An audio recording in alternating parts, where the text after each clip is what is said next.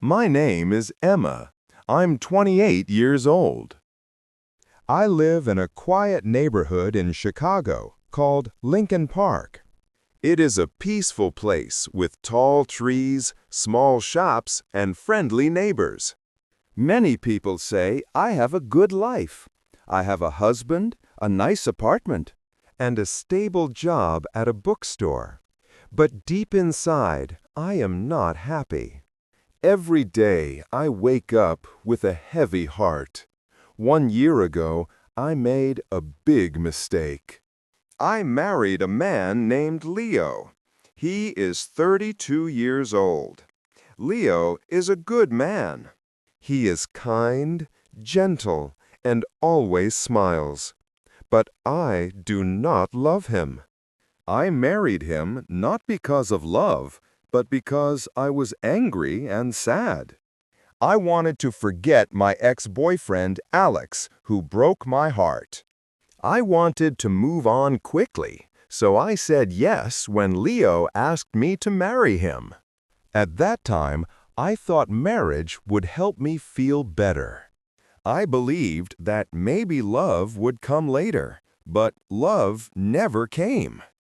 And now, I am the one who is hurting. Leo does everything to make me happy. He brings me flowers on Fridays. He cooks dinner when I feel tired. He writes small notes and puts them in my lunch bag.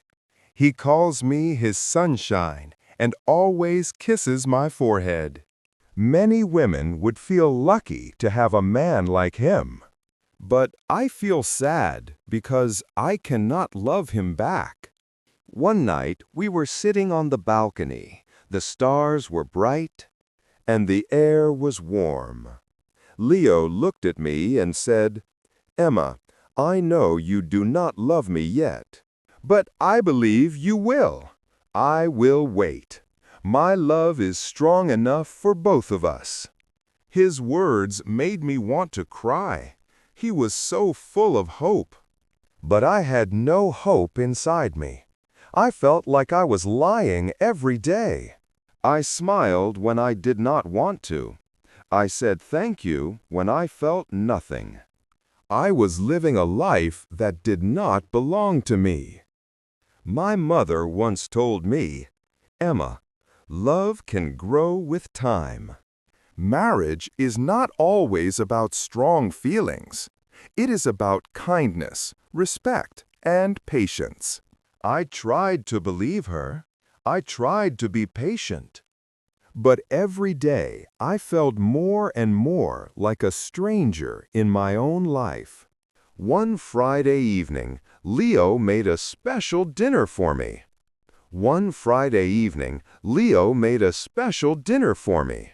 He cooked my favorite dish, chicken pasta with garlic bread. He lit candles, played soft music, and even wore the blue shirt I liked. He said, "This is for you, Emma. Emma, you are my everything." I looked at him, smiled a little, and said, "Thank you."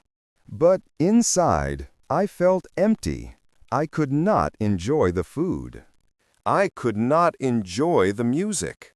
I felt like I was acting in a play, not living a real life. After dinner, Leo took my hand and said, "Let's go for a walk." We walked to the small park near our apartment. There, under the old oak tree, Leo had proposed to me 1 year ago. He smiled and said, "Remember this place? I told you I would love you forever." I looked at the tree, then at him. I wanted to scream, "I do not love you, Leo." But I stayed quiet. I did not want to hurt him. He looked so happy, so full of love, and I felt like a terrible person. That night, I could not sleep. I stared at the ceiling for hours. I thought about my life, my choices, and my heart. I asked myself, will I ever feel happy again? The next morning, my best friend, Nina, called me. She said, "Emma, your voice sounds tired. Are you okay?" I wanted to say yes, but I could not lie, so I told her the truth. "I do not love Leo," I said softly. "I married him because I wanted to forget someone else. But I feel trapped now. I feel sad every day." Nina was quiet for a moment. Then she said, "Maybe you need some space. Maybe time apart will help you understand your heart better." I shook my head. "It is not time, Nina. My heart just does not feel anything for him." Later that day, I sat with Leo on the sofa. I tried to speak. "Leo," I said, "I need to talk to you." But before I could say more, he stopped me. "I know what you are going to say," he said quickly. "Please do not give up on us yet, Emma. I still believe we can make this work." His eyes were full of hope again, and I felt worse.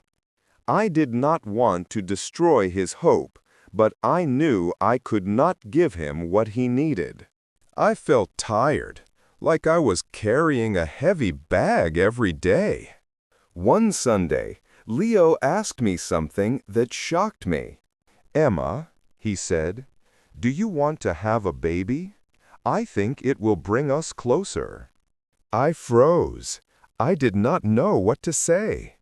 The idea of having a child with someone I did not love scared me.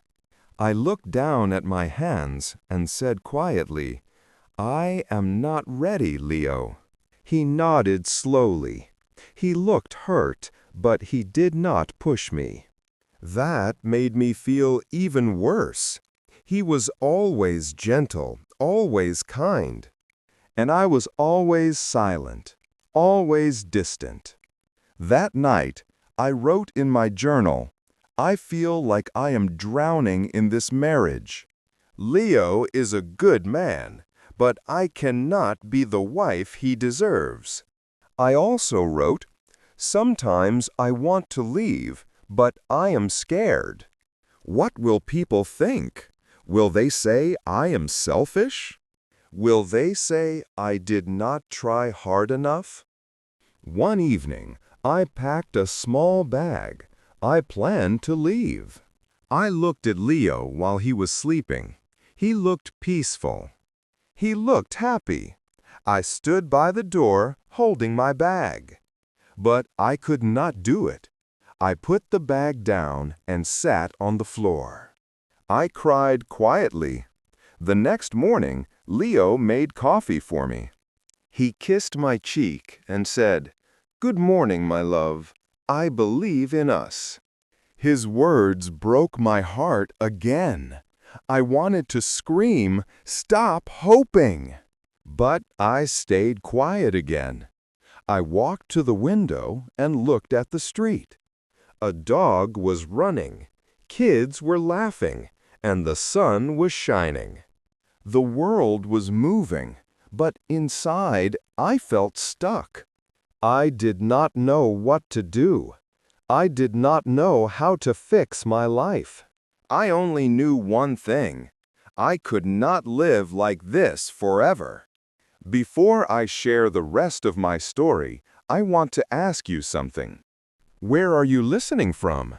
It gives me strength to know someone is hearing my words. Someone who understands. Please tell me in the comments. I would really love to know. The days passed slowly. I woke up every morning, made breakfast, went to work at the bookstore, came home, and smiled for Leo. But inside, I was tired. I was tired of pretending. One Saturday, Leo came home early with 2 movie tickets in his hand. He said, "Emma, let's go out tonight, just you and me. I want to see you smile again." I nodded and said, "Okay." But I did not want to go. I just did not want to say no. That evening, I wore a nice dress and put on lipstick. I looked happy, but I did not feel happy. At the theater, Leo held my hand. He laughed at the funny scenes. He looked at me often, hoping to see joy on my face. I tried to smile, but my smile did not feel real. After the movie, he said, "That was fun, right?"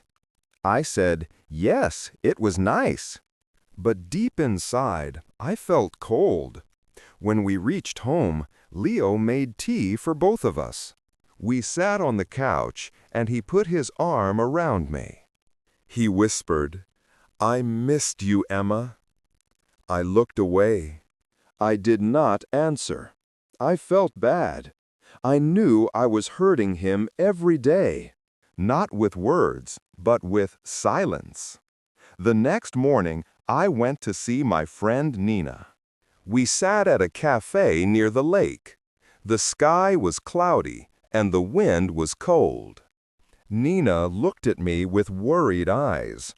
"Emma, you do not look well," she said. "You look tired." I took a deep breath and told her everything again. "Nina, I feel like I am in a box with no door. I want to leave, but I am scared. Leo is a good man. Everyone will hate me if I hurt him." Nina took my hand and said, "No one can live your life for you. If you are not happy, you must be honest. Leo deserves the truth, and so do you." Her words touched me, but they did not take away the fear. What if I hurt Leo too much? What if I regret leaving? That night, I sat by the window and looked outside. The street was quiet. Lights from other homes were glowing. I wondered if people in those homes were happy. Did they also pretend like me? Leo came and sat beside me. He looked at me with gentle eyes and said, "Emma, you have been so quiet lately. I feel like I am losing you." I wanted to tell him the truth, but I could not. I looked at him and said, "I am just tired. Work has been busy." He did not say anything. He just nodded. I could see the sadness in his eyes. The next week, Leo planned a short trip. He said, "Let's go to Lake Geneva for the weekend. Just you and me. Maybe the fresh air will help." I did not want to go, but I said yes again. I did not want to hurt him. We drove for 2 hours. The lake was calm, the trees were green, and the sky was blue. It was beautiful, but I felt nothing inside. Leo booked a small hotel by the water. In the evening, we walked along the shore. He took pictures and laughed. He held my hand and said, "This is nice, right?"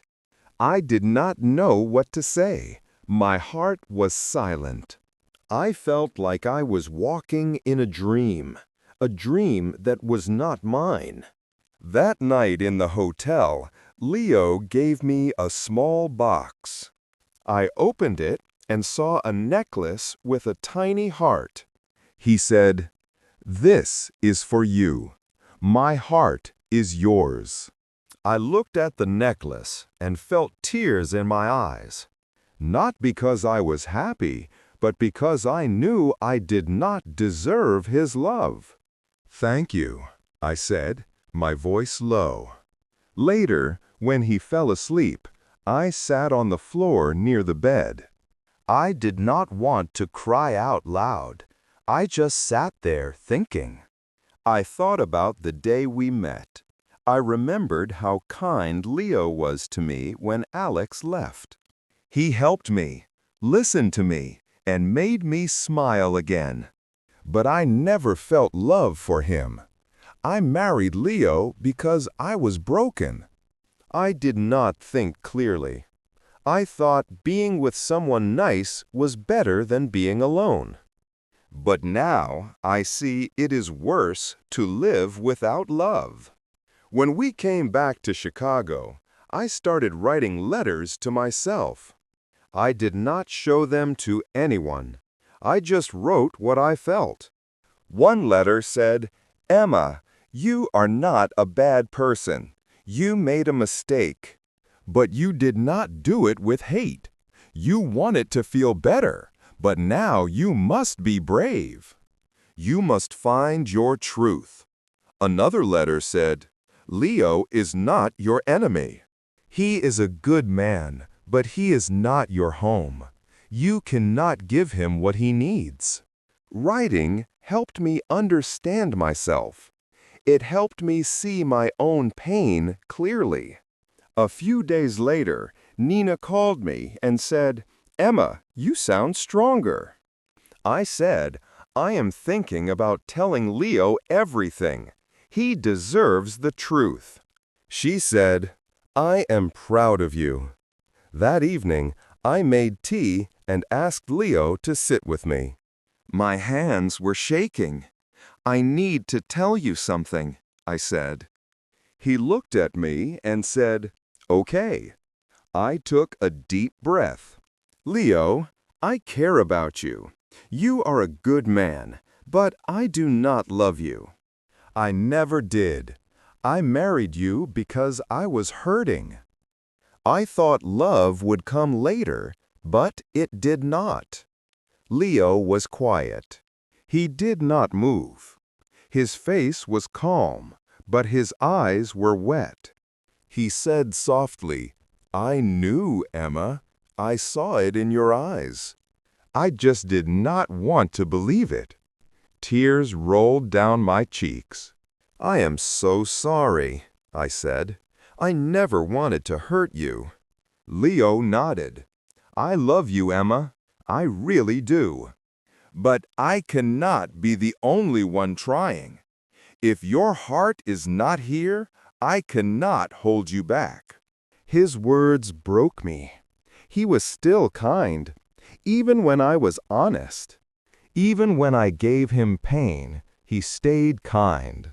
We sat in silence for a long time. No shouting, no blame, just sadness. Real, quiet sadness. That night, I slept on the couch. I looked at the wall and whispered, "I told the truth." I finally told the truth. I did not know what would happen next. I did not know if I would leave soon or if we would talk more. But I felt lighter. For the first time in months, I felt like I was breathing. The next few days were quiet. Leo and I still lived in the same apartment. But we did not talk much. We both needed space to think.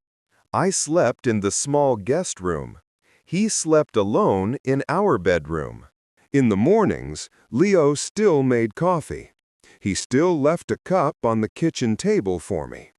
But now there were no notes, no smiles, just silence. I went to work and tried to stay busy. I helped customers at the bookstore. I arranged books, cleaned shelves, and answered questions. But my heart was not in the work. My mind was always thinking about what would happen next. One afternoon, Nina came to see me at the shop. She gave me a hug and said, "How are you doing?" "I am okay," I said. "It is hard, but I feel more honest now." Nina smiled. "That is a good start. What will you do next?" "I think I need to leave," I said quietly. "It is time."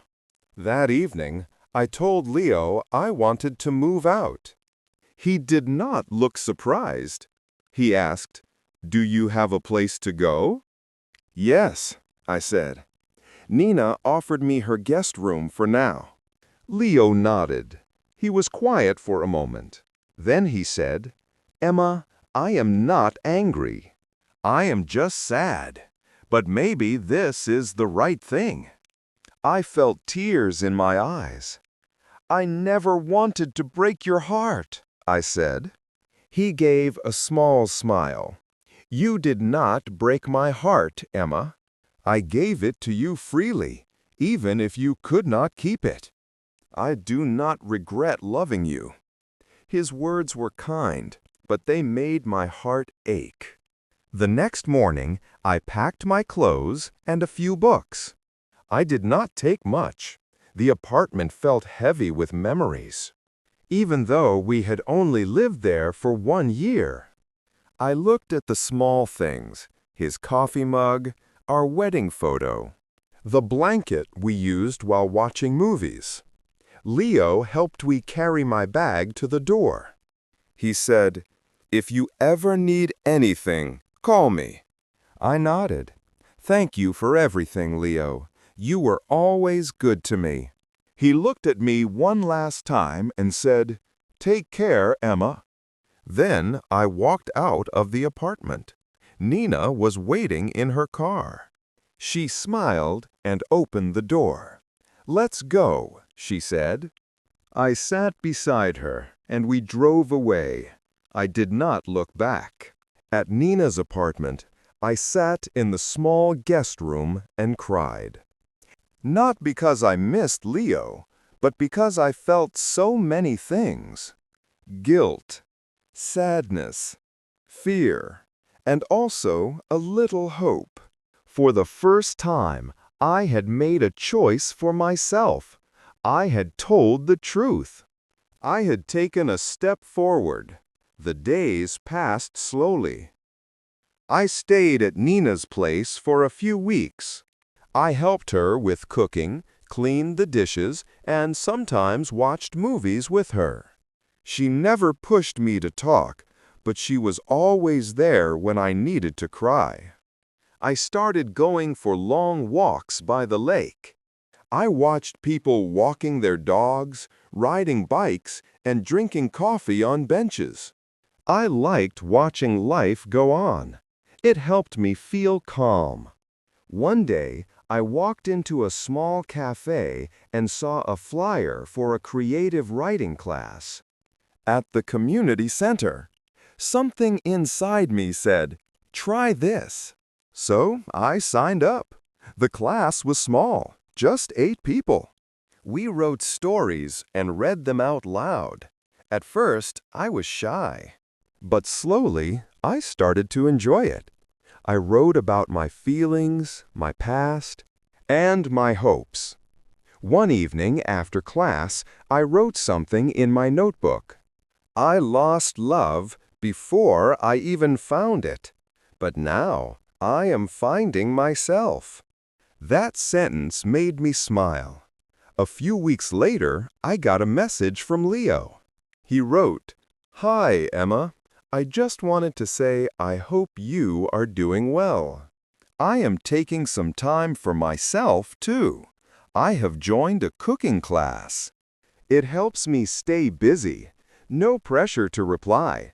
Just wanted you to know I am okay."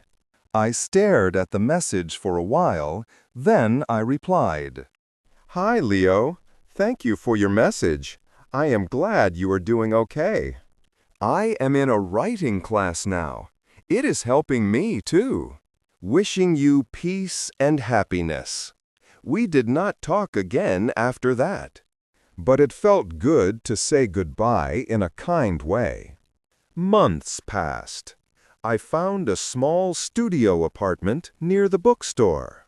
It was not fancy, but it was mine. I painted the walls light yellow. I put flowers in the window. I hung a picture of the lake.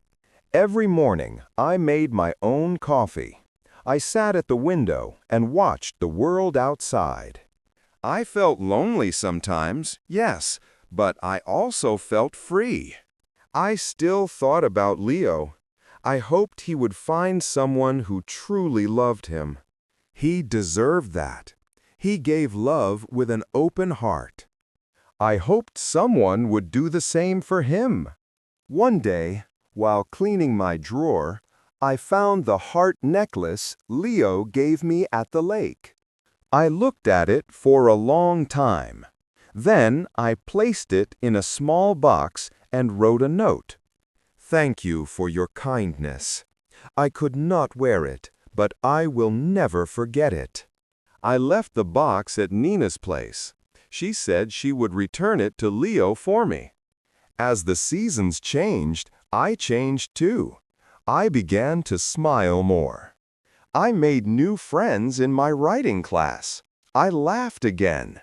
I started to feel like me. One night, I looked in the mirror.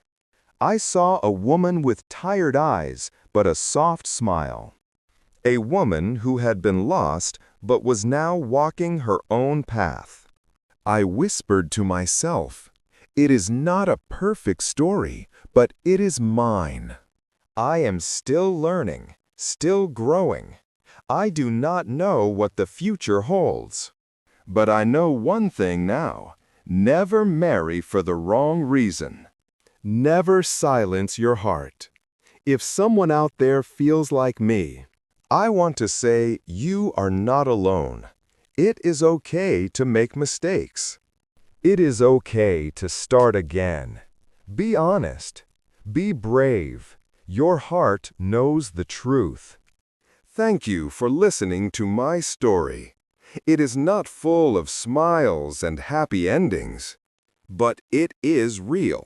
And sometimes being real is the bravest thing we can be. If this story touched your heart, do not forget to like, comment, and share. More emotional and inspiring stories are coming soon.